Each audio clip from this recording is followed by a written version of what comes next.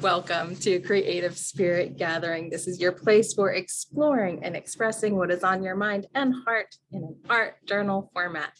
I'm your host, Reverend Jen Hutchins, founder of Unity Arts Ministry. This year, we are focusing on the elements and principles of design as they relate not only to your art, but also to your life, as we are talking about spiritual growth and spiritual enrichment through these topics. Today's demonstration project was done using oil pastels and watercolor paints. We'll get into that a little bit more in just a bit, and I will talk you through my process as we look at the theme of figure and ground. I have to share with you, I fell in love with this pair this week. If one can fall in love with a pear, I know it's kind of a weird thing, but my husband went to the market and brought home these pears. And as he was unloading the groceries on the kitchen counter, I grabbed this one off the kitchen counter and brought it into my art studio before anybody could munch on it. I loved the curves. I loved the shape of it. And I just knew that I had to make art out of it. And so you will be seeing some Perry art out of me beyond my journal as well. But I thought it was the perfect thing to explore as we're looking at the theme of figure and ground. Now, for those of you who have your background in the arts, you might be like, oh, sure, figure, ground, like that's obvious, design elements that we work with all the time. For those of you who are like, what are you talking about? Let me just give a brief definition. Pretty much the idea is how an object, whether it's, a remote, a water bottle, your pear, how an object relates to the space that it's in an artwork. So the object becomes the figure, and the space that it's in, we can define as ground. And it doesn't necessarily mean like the earth itself, with the grass growing. It doesn't have to be that kind of ground. It's any space in which the object is existing on your surface fields, on that visual plane that you're creating your art in. The reason why we're looking at this in terms of art journaling is because a lot of times we have lots of objects or figures on our page, and it can sometimes become overwhelming in terms of the design. We have lots of things going on. So this is one way that we can have that figure pull forward, whatever it is that we want to focus on, to pull forward and have that background kind of recede a little bit, as you see in my pear. So I grab this again. So the pear is really coming forward at you, and that background, that ground space that it exists in, is fading back a little bit. So I'll be sharing with you 4 tips to how to make that happen in your journal, but also in your art. And this also applies to our lives in terms of what ground are we seeing ourselves in? How are we as the object of our life integrated into our surroundings, our experiences, our mental ground, that space that we're in, mentally, our spiritual grounding. What does that look like? So we're going to talk a little bit about both of these. So as I was doing a little bit of research on, getting the language for figure and ground, I came across a book that described this figure ground relationship sort of like an actor on a set, so the figure becomes the actor or the performer, and the ground becomes the stage or the set that they're on. So let's look at the pear again, right? So the pear is my actor in this image. And again, I'm using a single figure here. You can, of course, use multiple objects as your figure in your page. But the pear becomes the actor within this set. So it has this relationship automatically. And this happens anytime you make any mark on a page. I want you to try this out. grab a blank page, or if you want to just do this on the page that you're taking your notes on, maybe make a little rectangle to sort of indicate your picture frame, if you will. And take any material, any color you wish, and draw a dot or circle somewhere on your page, a single dot or circle.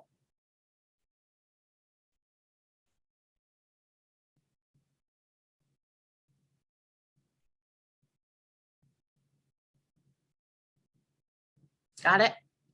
Thumbs up. All right. Just want to make sure, we don't have slow dotters in the group. So now your dot has just become the actor, and that blank page that it's on is your stage. So think about this. Tap into your imagination, right? It's power of imagination here. What is the role that your actor is playing? What is this dynamic between your actor and the ground in which they're on? I invite you to write a 1-sentence description or little story, sort of personifying your dot in space. Just a sentence. You don't have to share it. This is just for you. Again, tapping into that power of imagination.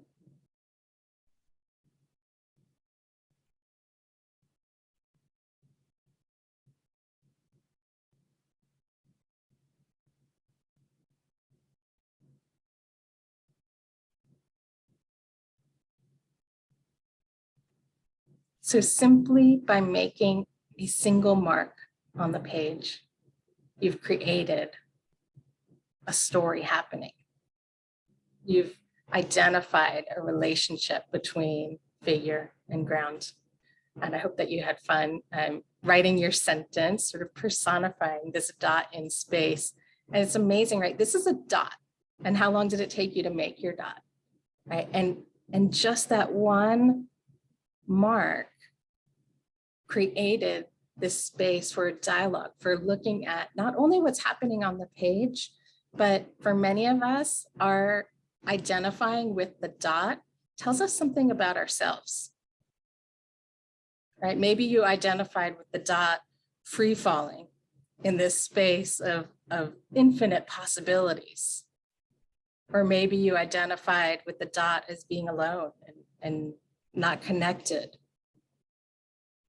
So by leaning into our intuition and the power of imagination, we can use this simple figure ground element, even as simple as a dot, to connect with our own spiritual journey. And that's what I'm going to invite you to do today. So now, I told you I was going to give you some ideas for how to distinguish the figure ground relationship, how to make that really stand out. Again, if you're doing single object or doing like a grouping of objects, think like a group of trees in a landscape painting, right?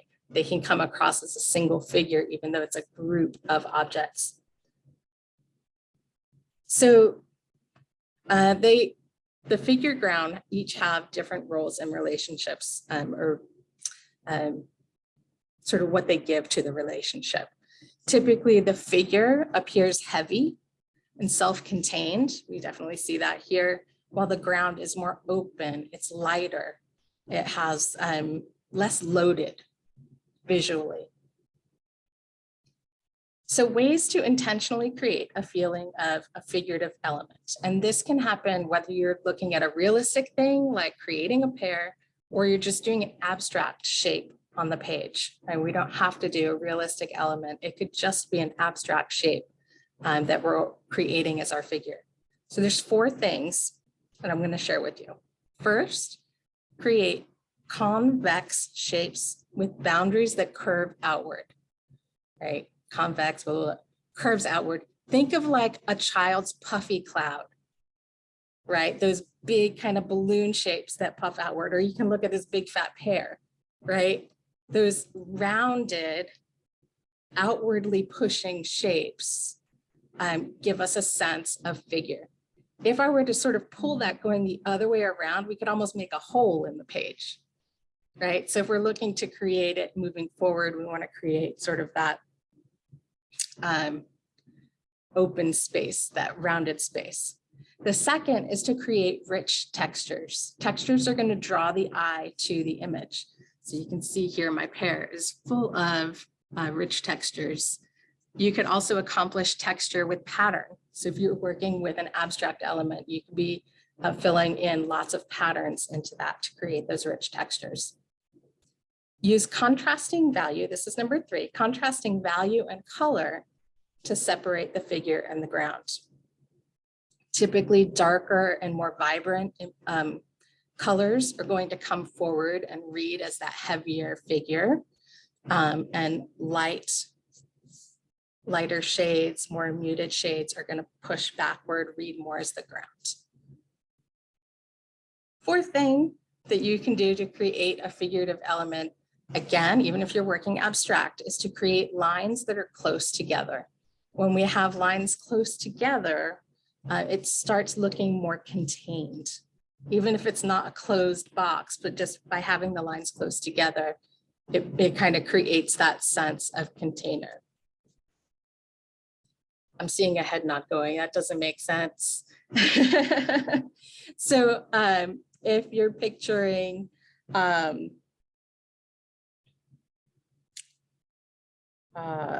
more of a gridded kind of pattern, even looking at the wall behind me, right? This kind of, because it's a single flat pattern, it still reads as behind me, right? I'm the figure, this is my ground in the visual that you have there. But when we have these lines close together, then it can create more of a feeling of compactness, right? It can pull something in.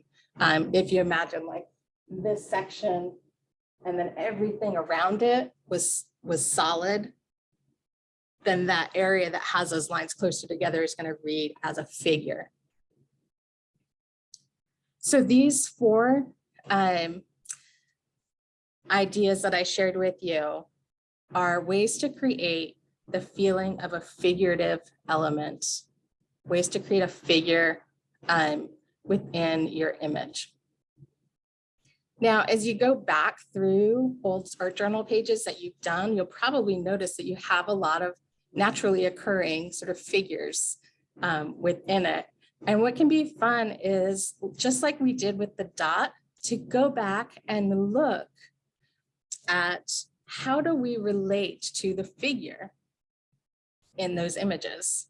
And that's kind of what we're going to play around with today. So something to play around with in the future, go back through your journal and see where were you at that time when you created it and how do you relate to the figure that was created.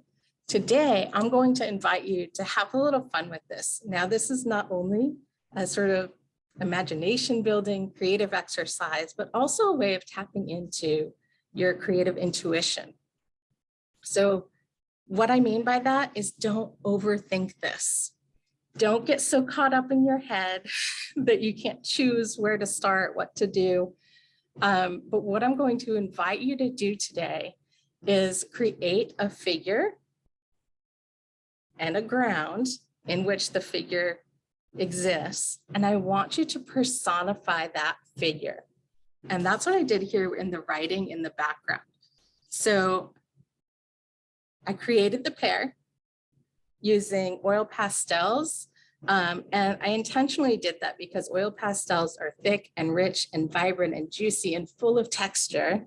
So it's going to create that sense of really solid figure coming forward on the page. And they're water resistant. So when I did my pale watercolor wash in the background, I didn't have to worry about my pear getting muted or faded.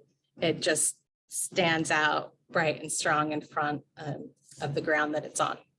You could do something similar to this using crayons and watercolors. You could do this with colored pencils as your background, and like Sharpie or bold markers as your figure. So there's ways of using other materials. And if you get really caught up in your head and go, I really can't draw anything today, cut something out of a magazine, create a ground for it and put your image on the magazine. Don't let yourself get caught in that. But a really simple way of creating a figure. Now, if you're going to choose something that's like an object that's around you, like I fell in love with the pear. Still, I don't know exactly why, but it's my pear this week. You could choose something that just calls to you, right? Go wandering around your house and just choose something that's calling to you.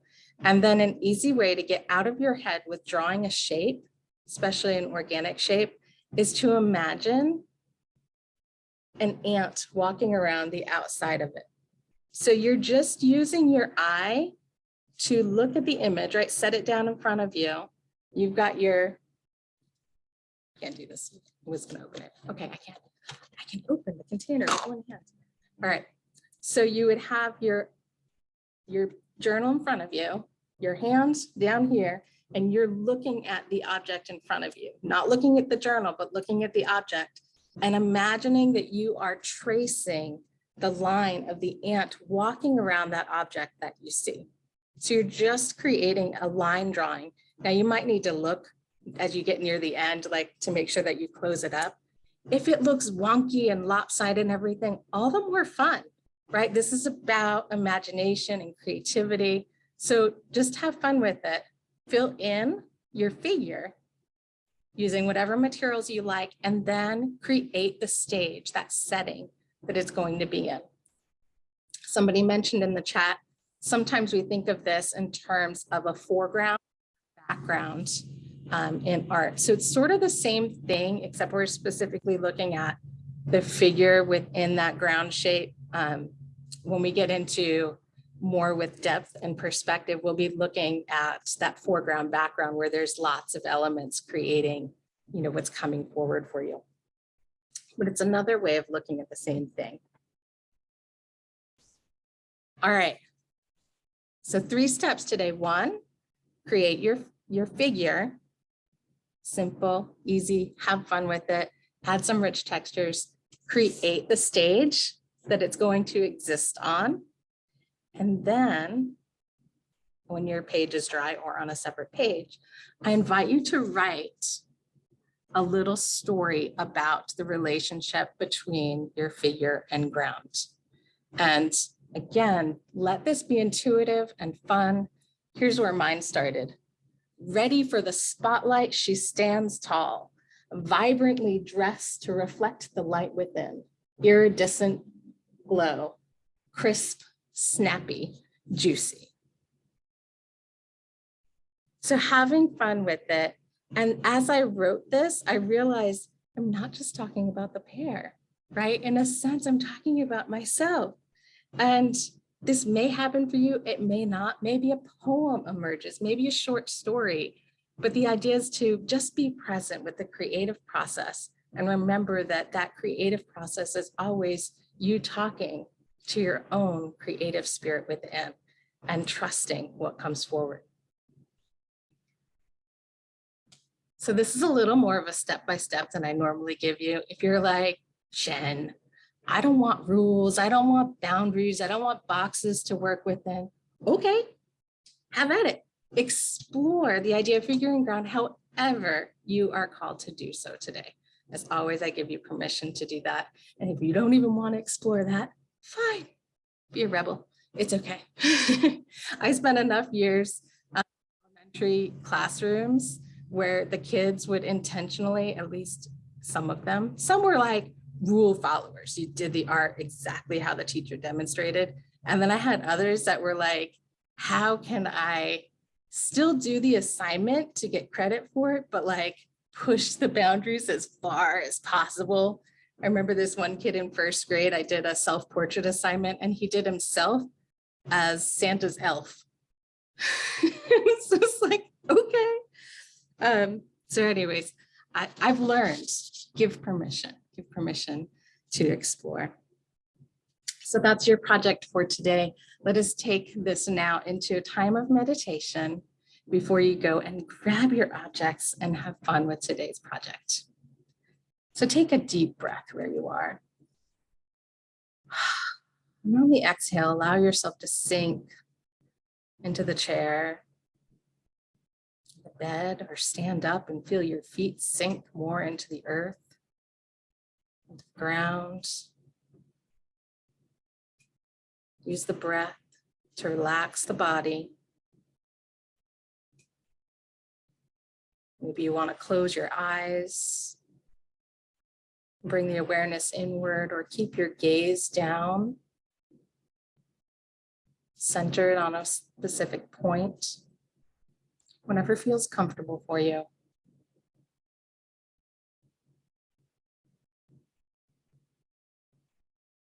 Now bring the awareness to the mind. Sometimes we have busy, busy minds. And just give it the permission to pause.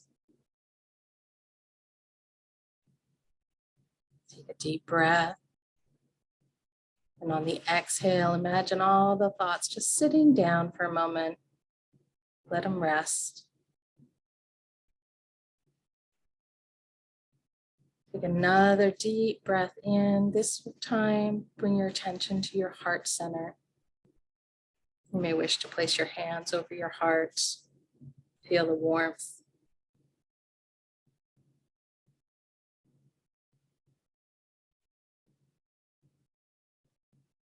Allow the breath to release any tension you might feel there. And then we bring our awareness down into the heart center as a place of peace as we rest for a moment of silence.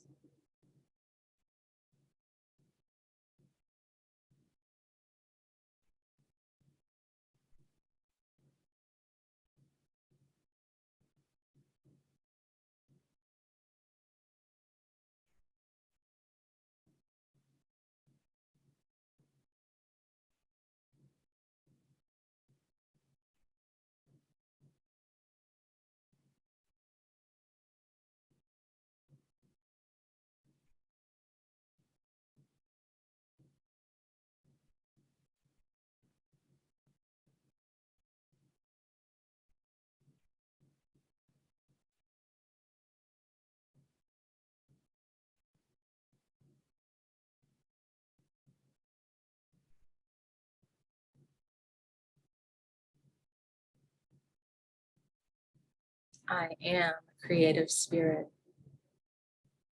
I am a creative spirit. We let this affirmation guide us as we bring our awareness from the heart to the mind, back to our body as we prepare to use our hands in expression. As we open our eyes, we prepare to jump to the creative process. I invite you to move now into your figure ground exploration. Enjoy the process, my friends.